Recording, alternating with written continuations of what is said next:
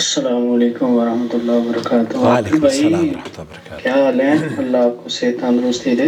آپ میرا کو بھی۔ مختصر سا سوال تھا کہ حضرت علی رضی اللہ تعالیٰ عنہ حضرت حسین رضی اللہ تعالیٰ عنہ کو علیہ السلام کہہ سکتے ہیں؟ اس کے بارے میں وضاحت کر دیں۔ اور دوسرا یہ تھا کہ ہم اپنے ہی سر کے بال لگوا سکتے ہیں پیوند کاری، یہ جائز ہے یا نہیں ہے؟ اس کے بارے میں وضاحت کر دیں، جزاک اللہ۔ نحمدہ و نصلی علی رسولہ الکریم، اما بعد۔ حضرت علی رضی اللہ تعالی عنہ، عنہا نہیں کہنا چاہیے، عنہا کا جو صیغہ ہے یہ صحابیات کے لیے ہوتا ہے۔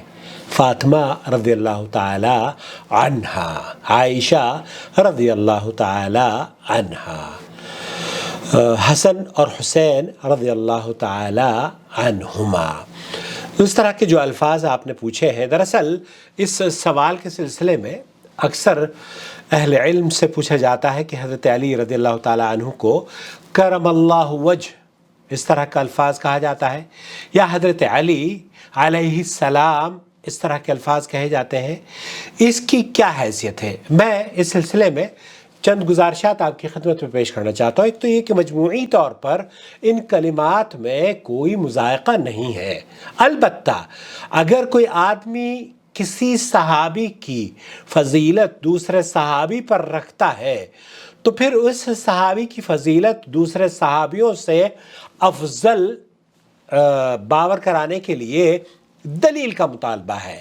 اور کسی بھی صحابی کے بارے میں اللہ کے رسول صلی اللہ علیہ وسلم نے خاص طور پر ان 4 خلفائے راشدین میں سے یہ امت کے اس اجماع ہے کہ سب سے بہتر ابو بکر ہے، پھر عمر ہے، پھر عثمان ہے، اور پھر علی رضی اللہ تعالی عنہم۔ ان تمام کے بارے میں ہمارا موقف یہ ہے کہ یہ اللہ کی اس فضیلت سے ان کو نوازا گیا ہے جس کو قرآن کریم میں رضوان اللہ علیہم اجمعین کہا گیا ہے۔ سوال یہ پیدا ہوتا ہے کہ یہ جو لفظ استعمال کیا جاتا ہے کرم اللہ وجہ اور علی علیہ السلام، اس کے بارے میں مختلف آراء ہیں علماء کی۔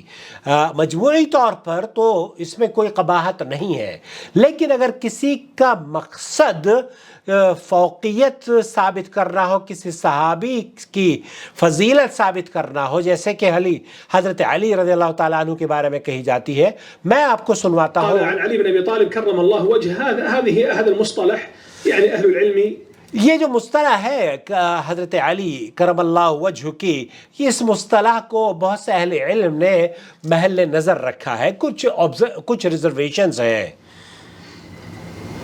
لهم تحفظ عليه، لہم تحفظ علیہ، کچھ علمی شخصیات ہیں جو اس میں تحفظ کا شکار ہے۔ وہ یہ کہتے ہیں کہ یہ خاص طور پر اس صیغے کو آپ اگر حضرت علی رضی اللہ تعالیٰ عنہ کے بارے میں بیان کرتے ہیں تو کچھ ریزرویشنز ہیں۔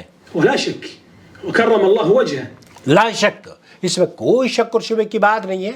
اللہ رب العالمین نے حضرت علی رضی اللہ تعالیٰ عنہ کرم اللہ وجہ ہے، اس میں کوئی شک و شبہ نہیں ہے۔ يقولون بأنه لم يسجد لصنم، اس کی وجہ کیا ہے؟ اس کی وجہ یہ ہے کہ شیعہ حضرات کا کہنا یہ ہے کہ حضرت علی رضی اللہ تعالیٰ عنہ نے کسی بت کے سامنے اپنے چہرے کو نہیں جھکایا، کسی غیر اللہ کی پوجا حضرت علی رضی اللہ تعالیٰ عنہ نے نہیں کی ہے قط۔ أيضا هذه الخصيصة والفضيلة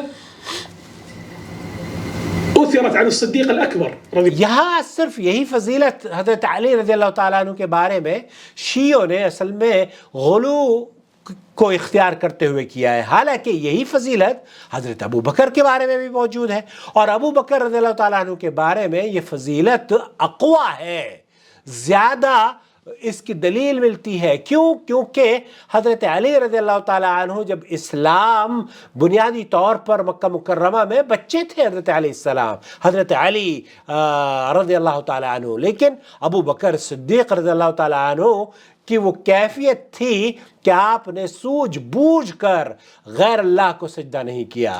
الله عنه وأرضاه، بل هي في حق الصديق أعظم من في حق علي بن ابي طالب، اعظم من حق ابی طالب، حضرت علی رضی اللہ تعالیٰ عنہ، تو یہ ان کا زیادہ حق ابو بکر رضی اللہ تعالیٰ عنہ کو پہنچتا ہے کہ اس کلمے کو ہم ابو بکر رضی اللہ تعالیٰ عنہ یا ابو بکر کرم اللہ وجہہ کہیں. لا نقول ذلك تعصبا للصديق. ہمیں تعصب نہیں ہے، اس میں کوئی شک اور شبہ نہیں ہے، اعوذ باللہ، نہ ہی کوئی کمپیریجن مقصود ہے ان دونوں عظیم الترین شخصیات کے مابین. لعلي اعوذ بالله. اعوذ باللہ.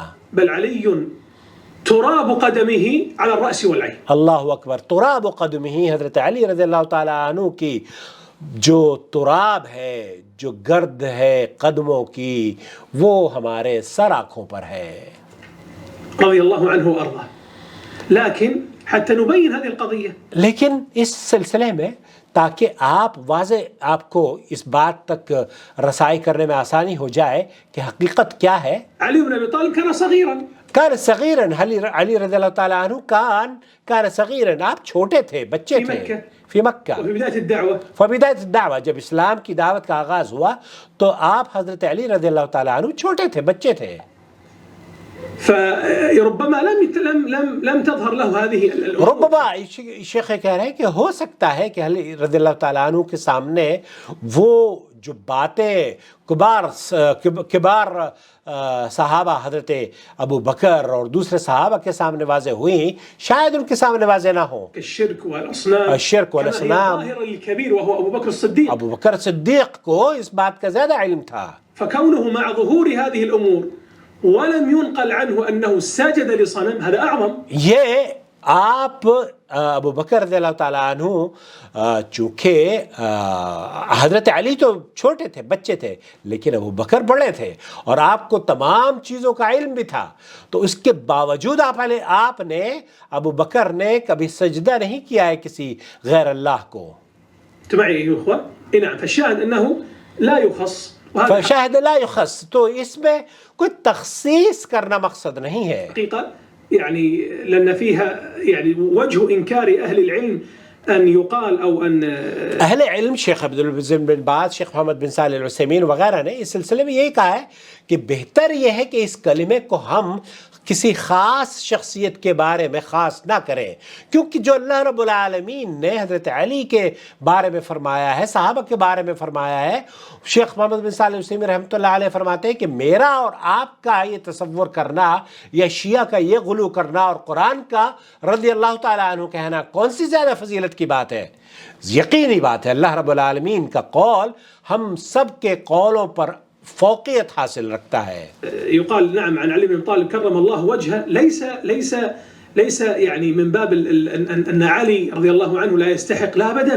یہ کہنا مقصد نہیں ہے کہ حضرت علی رضی اللہ تعالیٰ عنہ کی اس میں توہین ہے، اور یہ بھی کہنا مقصد نہیں ہے کہ حضرت علی رضی اللہ تعالیٰ عنہ کو یہ الفاظ نہیں کہہ سکتے، لیکن وہ تعصب جو لوگوں کے ذہن میں ڈالا جاتا ہے کہ ابو بکر کے الفاظ، ابو بکر کی جب بات آتی ہے تو لوگوں کے چہروں پر مسکراہٹ ختم ہو جاتی ہے، اور جب حضرت علی رضی اللہ تعالیٰ عنہ کی بات آتی ہے تو وہ بڑے شوق اور ذوق سے کرم اللہ وجہہ علیہ السلام بھی کہتے ہیں. تو اس میں کوئی کمپیریزن نہیں کروانا ہے، لیکن آپ نے کبھی حضرت ابو بکر صدیق کے بارے میں کیوں نہیں کہا؟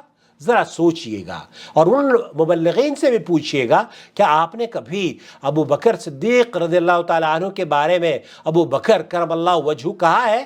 اس تخصیص کی جو شیعیت نے بنیاد ڈالی، اس کی وجہ سے بہت سے سنی بھی اس سے متفق ہو گئے کہ حضرت علی، حالانکہ حضرت علی لا شک فی، اس میں کوئی شک اور شبہ نہیں ہے، کرم اللہ وجہ ہے، اور حضرت ابو بکر بھی کرم اللہ وجہ ہے، حضرت عثمان بھی کرم اللہ وجہ ہے، سب کے سب صحابہ رضوان اللہ علیہ مجمعین ہیں. تو یہ شک اور شبہ کی کوئی گنجائش نہیں ہے. وَيَسْتَحِقُ أَكْثَرَ مِنْ هَذَا، علی اس سے زیادہ کے مستحق ہے.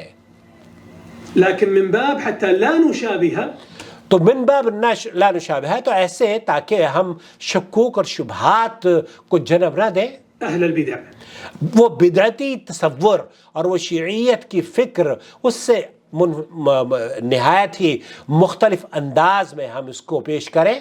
فی تخصیص علی بن ابی طالب، فی تخصیص علی بن ابی طالب لغیرہ۔ تو علی رضی اللہ تعالیٰ عنہ کے بارے میں شیخ بن باز کا بھی موقف یہی ہے کہ ہم وہی کہیں گے جو تمام صحابہ کے بارے میں کہتے ہیں۔ اور یہ یہاں ایک اور چیز میں آپ کو بتاؤں کہ حضرت علی رضی اللہ تعالیٰ عنہ کے لیے کرم اللہ وجہہ کا لفظ سب سے پہلے شیعہ نے ہی استعمال کیا، اور پھر بعض کاتبوں نے بھی جو کہ شیعہ کے طرفدار اور اکثر جاہل قسم کے کاتبوں نے بھی یہ لکھنا شروع کر دیا۔ امام ابن کثیر رحمۃ اللہ علیہ فرماتے ہیں، میں کہتا ہوں کہ بہت سارے ناسخ اور کاتب باقی صحابہ اکرام کو چھوڑ کر صرف علی رضی اللہ تعالیٰ عنہ کے لیے کرم اللہ وجہہ کا کلمہ لگاتے ہیں، یا پھر ان کے لیے علیہ السلام کہتے ہیں، اگرچہ اس کا معنی صحیح ہے لیکن یہ ضروری اور واجب ہے۔ کیا یہ ضروری اور واجب ہے کہ اس میں سب صحابہ کے درمیان برابری کرنی چاہیے؟ تو صحابی کے درمیان برابری ہونی چاہیے، کیونکہ اس میں تخصیص اور فضیلت کے بارے میں اگر کوئی رائے رکھتا ہو تو شیعوں کے یہاں حضرت علی کے بارے میں ہے، اور اسی سے متاثر ہو کر لوگ، ہمارے اہل سنت والجماعت کے لوگ بھی علی کرم اللہ وجہہ کا لفظ استعمال کرتے ہیں۔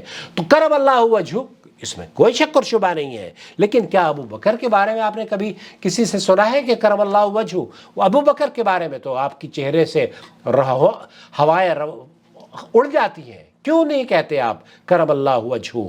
تو اس لیے جیسے تعظیم اور تکریم کے لیے تو شیخان ابو بکر اور عمر رضوان اللہ علیہ مجمعین رضی اللہ عنہما اس کے زیادہ حقدار ہیں کہ ان کے بارے میں کہا جائے کرم اللہ وجہما۔ اور لجنۃ الدائم والافتاء سے پوچھا گیا، انہوں نے جواب دیا علی رضی اللہ تعالیٰ عنہ کو کرم اللہ وجہہ کے خاص ساتھ اس لفظ کو استعمال کرنا یہ شیعہ حضرات کا علی رضی اللہ تعالیٰ عنہ میں غلو ہے۔ اور یہ کہا جاتا ہے کہ یہ کلمہ اس لیے کہتے ہیں کہ انہوں نے نہ تو کبھی کسی بت کو سجدہ کیا اور نہ ہی کبھی کسی کی شرمگاہ دیکھی۔ تو یہ چیز صرف علی رضی اللہ تعالیٰ عنہ کے ساتھ خاص نہیں، بلکہ اس میں تو وہ صحابہ جو اسلام میں پیدا ہوئے بھی شریک ہے، اور خاص طور پر ابو بکر، عمر، عثمان اور تمام عشر مبشرہ انشاءاللہ تعالی رضوان اللہ علیہم اجمعین۔ تو پھر ایک بار میں آپ کی خدمت میں عرض کر دوں کہ کسی پر طنز نہیں ہے، لیکن آپ کو فوقیت دینے کے لیے حضرت علی رضی اللہ تعالیٰ عنہ کو ابو بکر اور عمر پر کوئی دلیل چاہیے، اور وہ دلیل قوالوں کی دلیل ہو سکتی ہے۔ علی کا پہلا نمبر، علی کا پہلا نمبر نہیں ہے، علی کا چوتھا نمبر ہے۔ پہلا نمبر ابو بکر کا، دوسرا عمر کا، تیسرا عثمان کا، اور چوتھا حضرت علی رضوان اللہ علیہ مجمعین۔ یہ سارے کے سارے ہمارے سروں کے تاج ہیں، ان کی خاک، پیر کی خاک بھی ہمارے سر کے تاج سے افضل ہے۔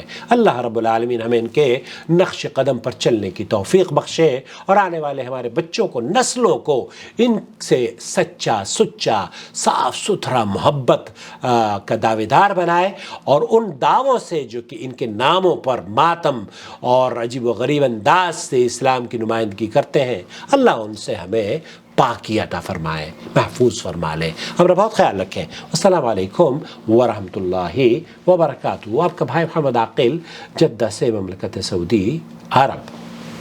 وما أرسلنا من قبلك إلا رجالا نوحي إليهم فاسألوا أهل الذكر إن كنتم لا تعلمون بالبينات والزبر وأنزلنا إليك الذكر لتبين للناس ما نزل إليهم ولعلهم يتفكرون أفأمن الذين مكروا السيئات أن يخسف الله بهم الأرض أو يأتيهم العذاب من حيث لا يشعرون